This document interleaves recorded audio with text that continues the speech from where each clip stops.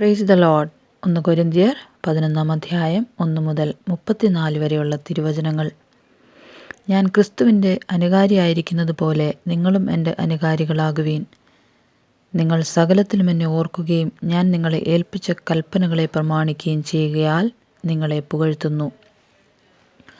എന്നാൽ ഏത് പുരുഷൻ്റെയും തല ക്രിസ്തു, സ്ത്രീയുടെ തല പുരുഷൻ, ക്രിസ്തുവിൻ്റെ തല ദൈവം എന്ന് നിങ്ങൾ അറിയണം എന്ന് ഞാൻ ആഗ്രഹിക്കുന്നു.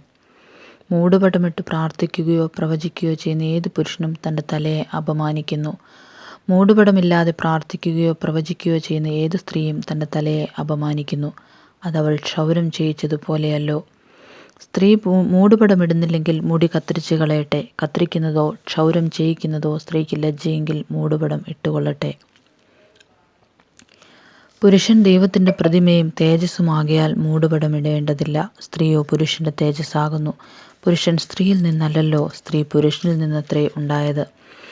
പുരുഷൻ സ്ത്രീക്കായിട്ടല്ല, സ്ത്രീ പുരുഷനായിട്ടല്ലോ സൃഷ്ടിക്കപ്പെട്ടത്. ആകയാൽ സ്ത്രീക്ക് ദൂതന്മാർ നിമിത്തം തലമേൽ അധീനതാലക്ഷ്യമുണ്ടായിരിക്കണം. എന്നാൽ കർത്താവിൽ പുരുഷനെ കൂടാതെ സ്ത്രീയുമില്ല, സ്ത്രീയെ കൂടാതെ പുരുഷനുമില്ല. സ്ത്രീ പുരുഷനിൽ നിന്നുണ്ടായതുപോലെ പുരുഷനും സ്ത്രീ മുഖാന്തരം ഉളവാകുന്നു. എന്നാൽ സകലത്തിനും ദൈവം കാരണഭൂതൻ. നിങ്ങൾ തന്നെ വിധിപ്പീൻ. സ്ത്രീ മൂടുപടമിടാതെ ദൈവത്തോട് പ്രാർത്ഥിക്കുന്നത് യോഗ്യമോ? പുരുഷൻ മുടി നീട്ടിയാൽ അത് അവന് അപമാനം എന്നും, സ്ത്രീ മുടി നീട്ടിയാലോ അത് മൂടുപടത്തിന് പകരം നൽകിയിരിക്കൊണ്ട് അവൾക്ക് മാനമാകുന്നു എന്നും പ്രകൃതി തന്നെ നിങ്ങളെ പഠിപ്പിക്കുന്നില്ലയോ? ഒരുത്തൻ തർക്കിപ്പാൻ ഭാവിച്ചാൽ അങ്ങനെയുള്ള മര്യാദ ഞങ്ങൾക്കില്ല, ദൈവസഭകൾക്കുമില്ല എന്നോർക്കട്ടെ. ഇനി ആജ്ഞാപിപ്പാൻ പോകുന്നതിൽ ഞാൻ നിങ്ങളെ പുകഴ്ത്തുന്നില്ല. നിങ്ങൾ കൂടി വരുന്നതിനാൽ നന്മയ്ക്കല്ല തിന്മയ്ക്കത്രേ ഇടയാകുന്നത്. ഒന്നാമത് നിങ്ങൾ സഭ കൂടുമ്പോൾ നിങ്ങളുടെ ഇടയിൽ ഭിന്നത ഉണ്ടെന്ന് ഞാൻ കേൾക്കുന്നു. ഏതാനും വിശ്വസിക്കുകയും ചെയ്യുന്നു. നിങ്ങളിൽ കൊള്ളാകുന്നവൻ വെളിവാകേണ്ടതിന് നിങ്ങളുടെ ഇടയിൽ ഭിന്നപക്ഷങ്ങളും ഉണ്ടാകേണ്ടതിന് തന്നെ. നിങ്ങൾ കൂടി വരുമ്പോൾ കർത്താവിൻ്റെ അത്താഴമല്ല കഴിക്കുന്നത്. ഭക്ഷണം കഴിക്കയിൽ ഓരോരുത്തൻ താന്താൻ്റെ അത്താഴം മുമ്പേ കഴിക്കുന്നു. അങ്ങനെ ഒരുവൻ വിശന്നും മറ്റൊരുവൻ ലഹരി പിടിച്ചും ഇരിക്കുന്നു. തിന്നുവാനും കുടിപ്പാനും നിങ്ങൾക്ക് വീടുകളില്ലയോ? അല്ല, ദൈവത്തിൻ്റെ സഭയെ നിങ്ങൾ തുച്ഛീകരിച്ച് ഇല്ലാത്തവരെ ലജ്ജിപ്പിക്കുന്നുവോ? നിങ്ങളോട് എന്തു പറയേണ്ടു? നിങ്ങളെ പുകഴ്ത്തുകയോ?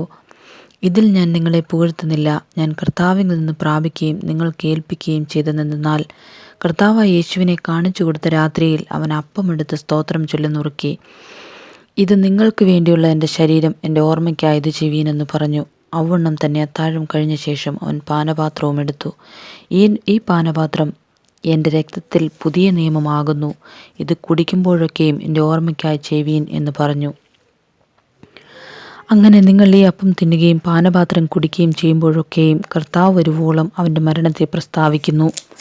അതുകൊണ്ട് അയോഗ്യമായ അപ്പം തിന്നുകയോ കർത്താവിൻ്റെ പാനപാത്രം കുടിക്കുകയോ ചെയ്യുന്നവൻ എല്ലാം കർത്താവിൻ്റെ ശരീരവും രക്തവും സംബന്ധിച്ച് കുറ്റക്കാരനാകും. മനുഷ്യൻ തന്നെത്താൻ ശോധന ചെയ്തിട്ട് വേണം ഈ അപ്പം തിന്നുകയും പാനപാത്രത്തിൽ നിന്ന് കുടിക്കുകയും ചെയ്യുവാൻ.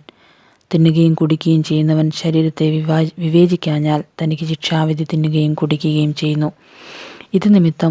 ഇത് ഹേതുവായി നിങ്ങളിൽ പലരും ബലഹീനരും രോഗികളുമാകുന്നു. അനേകരും നിദ്ര കൊള്ളുന്നു.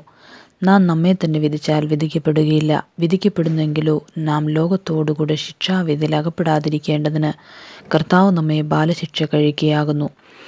ആകയാൽ സഹോദരന്മാരെ, നിങ്ങൾ ഭക്ഷണം കഴിപ്പാൻ കൂടുമ്പോൾ അന്യോന്യം കാത്തിരിപ്പീൻ. വല്ലവനും വിശക്കുന്നുവെങ്കിൽ നിങ്ങൾ ഒരുമിച്ച് കൂടുന്നത് ന്യായവിധിക്ക് ഹേതുവാകാതിരിക്കേണ്ടതിന് അവൻ വീട്ടിൽ വെച്ച് ഭക്ഷണം കഴിക്കട്ടെ. ശേഷം കാര്യങ്ങളെ ഞാൻ വന്നിട്ട് ക്രമപ്പെടുത്തും. ആമേൻ.